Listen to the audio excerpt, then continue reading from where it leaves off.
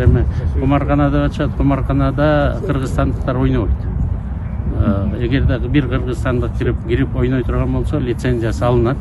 Анан ошо компания Кыргызстандан чыгарылып кетилет.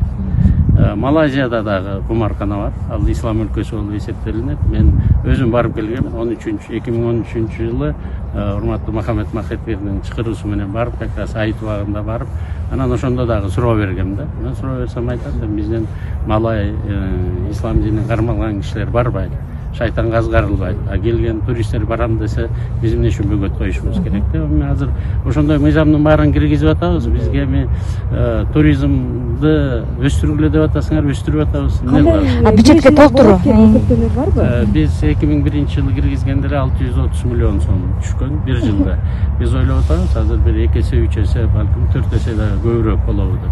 Бул эми парламентте акыркы ставкаларын салык кодексине киргизип атканда сөз парламенттерде болот, анан өкмөт менен макулдашып астыга жылабыз.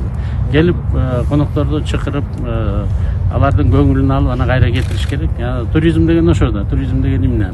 Кыргызстанга келип, анан 10 күн көз ачылбай бирдемелердин баарын ичип алып, шайтанга жетелетип кайра кете бергенден көрө ойносун, эс алсын.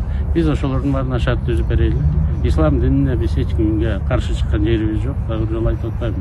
Ислам өлкөлөрүндө деле мындай иш-чаралар бар экен. Биздин балдарыбыз ушу аскарылбасын деп, биздин жарандар аскарылбасын деп, биз ошолордун баардык катуу бөгөт коюп атабыз.